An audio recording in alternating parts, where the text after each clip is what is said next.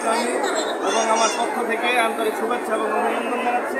আমরা এসেছি আমাদের যারা সনাতন ধর্মাবলম্বী ভাই এবং বোন আছেন, তারা আজকে যে পূজা এখানে উদযাপন করছেন তাদের সাথে সহমর্মিতা এবং তাদের সাথে আমরা শুভেচ্ছা বিনিময় করার জন্য এসেছি এবং তাদের খোঁজখবর নেওয়ার জন্য তারা যেন সঠিকভাবে তাদের এই পূজা তারা সম্পন্ন করতে পারে। আমাদের পক্ষ থেকে সর্বোচ্চ সহযোগিতা তাদের জন্য থাকবে এবং ভবিষ্যতে আমি যদি হালুয়াঘাটের এমপি নির্বাচিত হতে পারি তাহলে আমি আজকে কথা দিচ্ছি এখানে যা এই মন্দির এবং এছাড়াও হিন্দুদের যে বিভিন্ন ধর্মের যে উপাসনালয়গুলো আছে সেখানে উন্নয়নের জন্য যা যা করা দরকার ইনশাআল্লাহ আমরা সকলকে সাথে নিয়ে ইনশাআল্লাহ আমরা এবং এখানে সবার সহযোগিতা যাচ্ছিল, সহযোগিতার মাধ্যমে আজকের এই অনুষ্ঠানের জন্য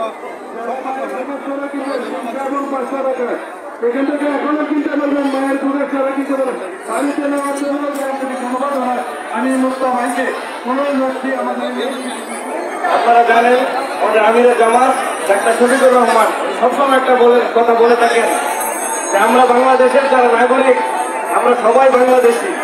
আমি আপনাদেরকে বলবো যে আপনারা কখনো আপনাদেরকে সংখ্যালঘু এই পরিচয়টা কখনো দিবেন না এবং আমরাও চাই না যে আমরা বাংলাদেশের কেউ সংখ্যালঘু বা কেউ সংখ্যাগুরু এই পরিচয়টা যেন বাংলাদেশে না থাকে। আমরা যারা বাংলাদেশে জন্মগ্রহণ করেছি আমরা সবাই বাংলাদেশি, আমারও যেমন এই বাংলাদেশে অধিকার আছে, প্রত্যেকটা নাগরিকের ঠিক একই ধরনের অধিকার আছে। আর আমরা আপনাদেরকে আশ্বস্ত করতে চাই যে বাংলাদেশ জামায়াত ইসলামের পক্ষ থেকে যে কোনো সময় যে কোনো সমস্যায় যে কোনো কাজে আমরা সবসময় আপনাদের পাশে আছি এবং থাকবো ভবিষ্যতে ইনশাআল্লাহ। আপনারা দেখেছেন যে 5ই আগস্টের পর থেকে বাংলাদেশ জামায়াত ইসলামের সারা বাংলাদেশে প্রত্যেকটা নেতা কর্মী আপনাদের পাশে থেকে সর্বাত্মক সহযোগিতা করেছে এবং আমরাও আপনাদের এই মন্দির সহ আপনাদের আরো বিভিন্ন উন্নয়নমূলক আপনাদের যে ধর্মীয় প্রতিষ্ঠানগুলো আছে প্রতিষ্ঠানগুলো উন্নয়নের জন্য আমরা সর্বাত্মক চেষ্টা করব।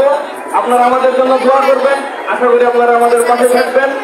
আল্লাহ যদি আমাদেরকে সুযোগ দেন, আমরা যদি রাষ্ট্রীয় ক্ষমতায় যেতে পারি, আমরা ইনশাআল্লাহ বাংলাদেশের প্রত্যেকটা নাগরিককে যে ধর্মেরই হোক না কেন আমরা তাদের নাগরিক অধিকার 100% নিশ্চিত করবো ইনশাআল্লাহ। এবং কয়েকদিন আগে জানেন যে বাংলাদেশ জামাত ইসলামের পক্ষ থেকে ভিন্ন ধর্মাবলম্বীদের সাথে একটি মত বিনিময় সভা হয়েছে, যা নিয়ে আপনারা দেখেছেন যে বাংলাদেশের সোশ্যাল মিডিয়াতে একটি আলোচনা এবং সমালোচনার ঝড় উঠেছিল। সেখানে হিন্দু ধর্মাবলম্বী যারা নেতৃবৃন্দ ছিলেন তারা সেখানে বক্তব্য রেখেছেন। সেখানে বলেছেন ওনারা একটি পরিসংখ্যান দিয়েছিলেন বাংলাদেশ স্বাধীন হওয়ার পর থেকে 54 বছরে আজ পর্যন্ত যারা হিন্দু সহ অন্যান্য ধর্মাবলম্বী যারা আছে তাদের বাড়ি ঘর সম্পদ যারা দখল করেছে, ভাঙচুর করেছে, বিভিন্ন সময় তাদের উপর হামলা করেছে, এর মধ্যে বাংলাদেশের অন্যান্য রাজনৈতিক দল যারা আছে তাদের পার্সেন্টেজ তারা দিয়েছেন, কিন্তু বাংলাদেশ জামায়াত ইসলামের পার্সেন্টেজ ছিল 0।